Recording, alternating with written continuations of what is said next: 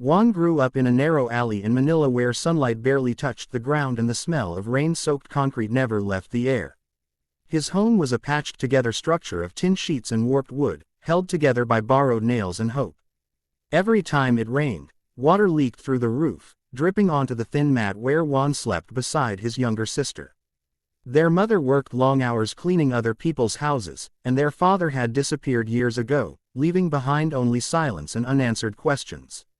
Music entered Juan's life not as a dream, but as survival. When his mother came home exhausted, Juan would hum softly to calm his sister. When there was no electricity, he sang into the darkness. His voice became the one thing that made hunger easier to ignore. He learned songs by listening through broken radios and phones that neighbors shared. He didn't understand English well, but he felt the emotion. Pain, longing, hope. Those things needed no translation. Every weekend, Juan stood near a busy jeepney stop and sang for coins. Some people smiled, some ignored him, some told him to go home. But Juan always sang like the whole world was listening, because in his heart, he believed maybe one day it would. One afternoon, a woman stopped and recorded him on her phone. She didn't say much, just smiled and walked away. Weeks later, that video found its way onto social media. Slowly, quietly, it began to spread. Comments came from people across the Philippines, then overseas. Someone tagged America's Got Talent. When the invitation came, Juan thought it was a joke. He had never been on a plane. He had never left Manila. He didn't even own shoes that fit properly. But with help from strangers and local sponsors, Juan and his mother boarded a flight to America, carrying a single suitcase and a lifetime of fear and hope. Backstage at AGT, Juan felt smaller than he ever had before. The lights were blinding. The audience sounded like thunder. He watched other performers rehearse with confidence, talent polished by years of training. Juan had none of that. All he had was his voice and the memories of singing in the dark to survive. When his name was called, his legs trembled. He walked onto the stage wearing borrowed clothes, hands shaking as he gripped the microphone. Simon Cowell looked at him with his usual skeptical expression. Simon asked where he was from. Juan answered softly, Manila, Philippines. Simon asked why he came. Juan swallowed hard and said, because singing is the only thing I have. The audience grew quiet. The music started. Juan closed his eyes. From the first note, something changed. His voice wasn't just beautiful.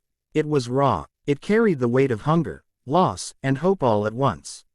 Every word felt lived, not learned. People in the audience leaned forward.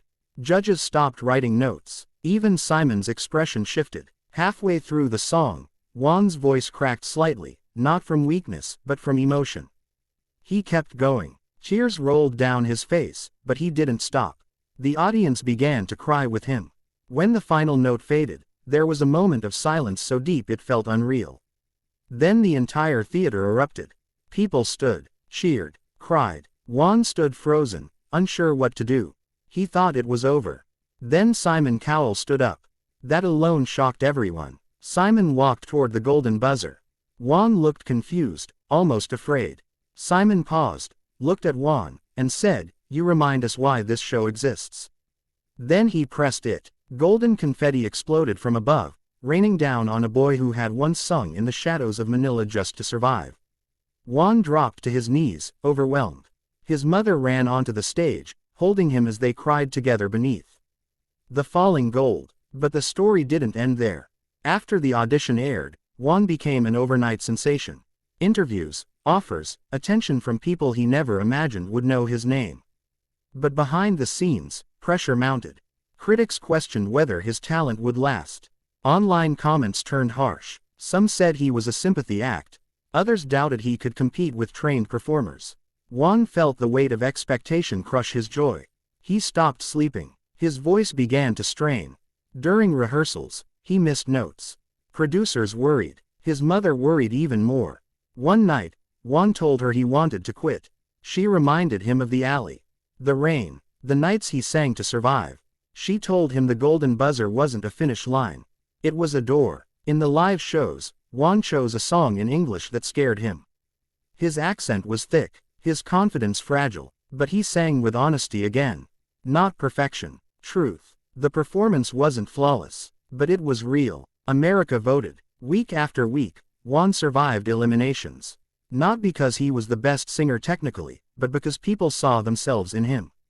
Struggle, fear, hope. In the finals, Juan stood on stage once more. He looked stronger now, still humble, still scared, still real. When the results were announced, Juan didn't win first place. But when the crowd chanted his name, when Simon hugged him and whispered something we never heard, when opportunities poured in to change his family's future forever, it became clear. Juan had already won. Today, his family no longer sleeps under a leaking roof. His sister goes to school. His mother no longer cleans houses for survival. Juan sings not to escape pain, but to honor where he came from. And somewhere in Manila, a boy sings in the dark, believing maybe the world is listening.